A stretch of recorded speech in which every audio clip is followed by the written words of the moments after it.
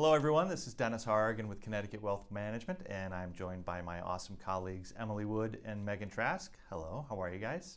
Hi Dennis, thanks for having us. Yes, nice to be here. So SRI seems to be a big buzzword these days in the market. What does it mean to us, and do we have any experience here at Connecticut Wealth Management? Emily, I'm going to let you take that one because you do such a wonderful job navigating this discussion with our clients. Thank you. Well, first I would break down SRI to stand for an acronym of socially responsible investing. That can be such an abstract term to so many people. So what are we trying to do with SRI portfolios?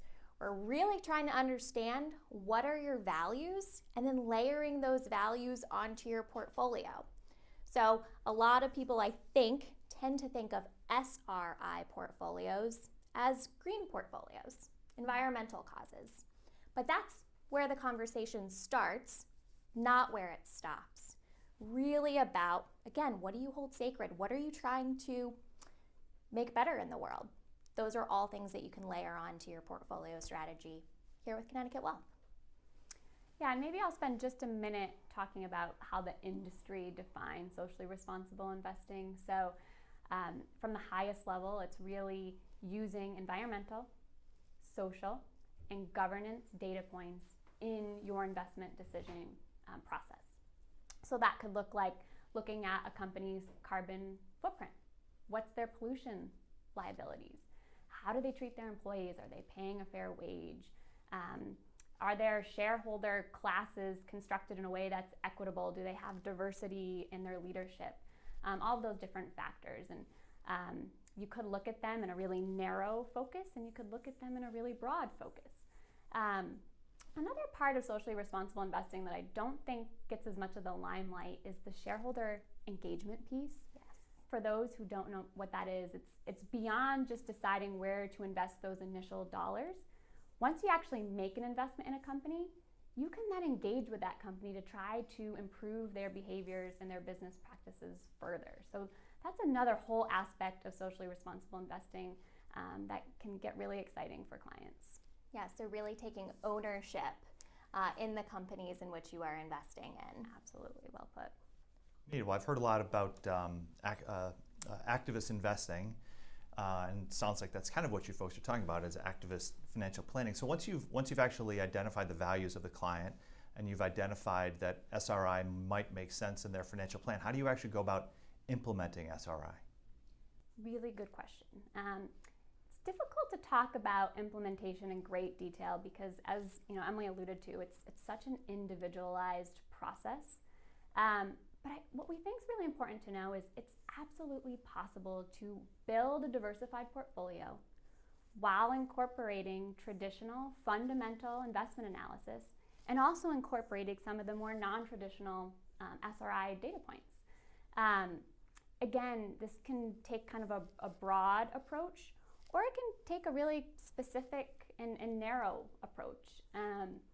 And for clients that come to us and have a really specific or narrow mandate in mind, we might push back a little and say, we don't want to sacrifice the principles core to our investment philosophy, but there's probably a way to marry those two approaches. So maybe for our viewers, it would be helpful to give an example of what that implementation looks like. Recently, we had a client who had established a foundation, and that foundation's mandate was to support children who were going through a medical challenge. And so we look at the underlying investment holdings of that foundation, and really what we saw was that those investments were certainly not aligned with that mandate. In fact, they were distracting and detracting from the good hard work that these clients were trying to do inside their foundation. So it was a perfect opportunity to take a step back and identify how can we move forward with this portfolio, profit, and make sure that we're aligned with the foundation's mandate. It ended up being a home run for all. Yeah, so you can see how individualized these conversations with our clients become. I was going to ask you, what are the takeaways that clients should have from this discussion, but I already know a couple. What the heck is SRI, socially responsible investing, and what is ESG, environmental, social, and governance? Good job. Thank you, thank you. And what else? What other takeaways do you think clients should have from this discussion? think one of the key takeaways is if any of this is resonating with you in any way, talk to your advisory team. Know that we have experience in this area, we have expertise, we have resources both internally and externally to help you identify what's important to you and ultimately potentially build a portfolio around that. I would add that we have the time to have those conversations. We have the time to develop implementation plans. And I would also kind of counter something that you said earlier, Dennis, about activist investing. You could certainly take that approach, but it could also be softer too, of just layering on, hey, governance or racial equity is really important to me. I'd like to support companies who also have that as a goal.